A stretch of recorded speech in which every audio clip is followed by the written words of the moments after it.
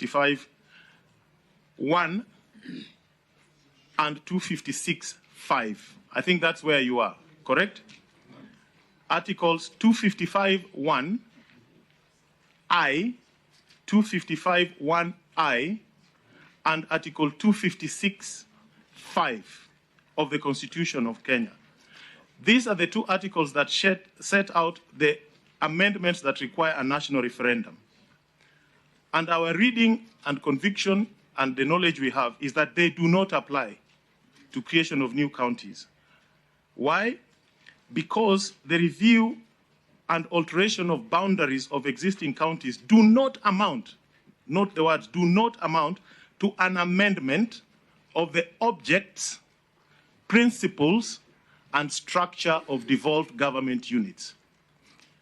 The three parameters that must be subjected to a referendum are where you are amending the objects of devolution, which are outlined under Article 174, when you are amending the principles of devolution, which are in Article 175, and when you are amending the structure of devolved government, which are outlined in Article 176. Review of boundaries do not fit there. So those articles do not apply. Now, it is our conviction that when you are amending the boundaries under 188, you are actually promoting the objects of devolution. You are promoting giving life to the principles of devolution.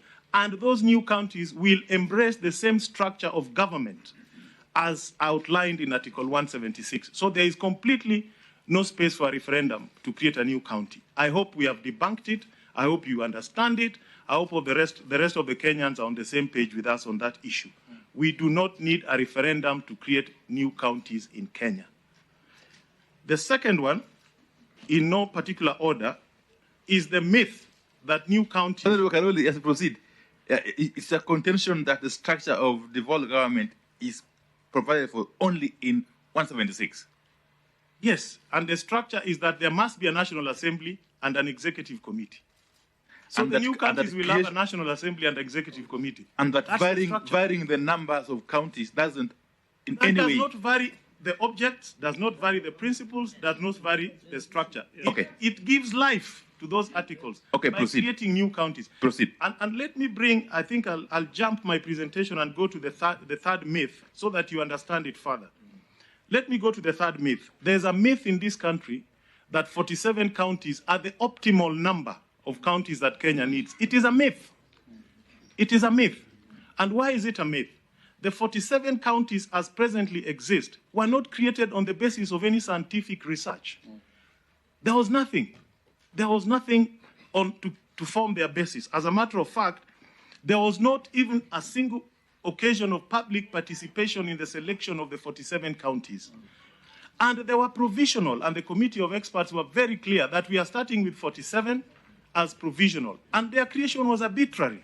Why was it arbitrary? Because people became lazy in Naivasha.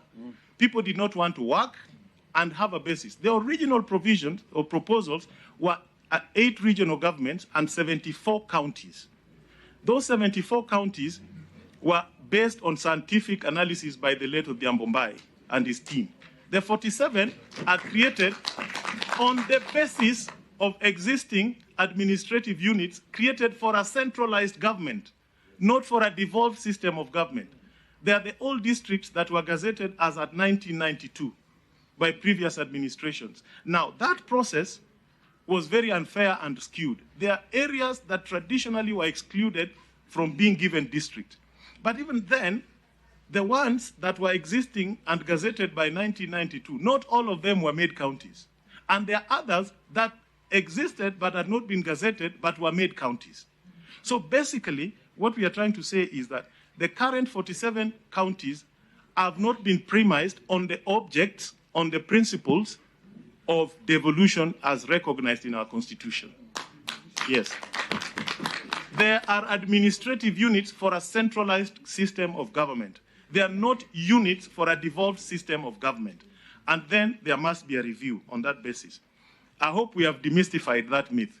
In other words, Kenya can have less counties or it can have more counties.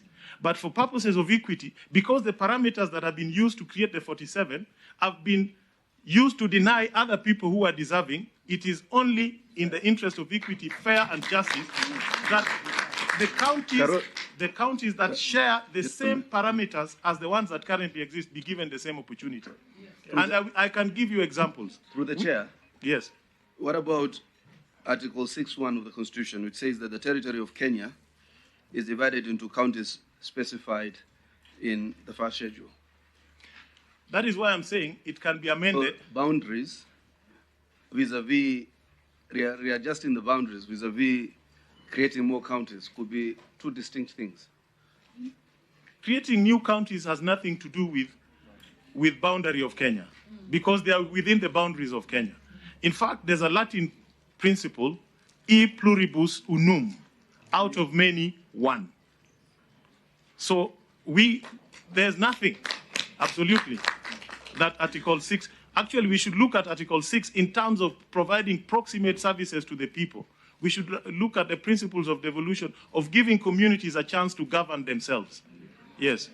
Of giving communities a chance to make their own decisions. Those are the principles that we should look at. All the counties will be within the territory of Kenya. We will not create a county in the territory of Uganda. Yes. So, Mheshimiwa, may I ask something? Yes, please. You have a very strong point. And if you look at Article 6.1 against the Article 255, you realize already Article 6.1 says that the territory of Kenya is divided into counties specified in the first schedule. Now, the first schedule lists down 47 counties. Yes. That in itself is the structure of Kenya, of devolved government. One national government, 47 counties. So what that means, therefore, is if you want to bring in new counties, my thinking, I could be wrong. And for your information, I'm extremely sympathetic to what you're doing because it affects my people, the Tesos, okay?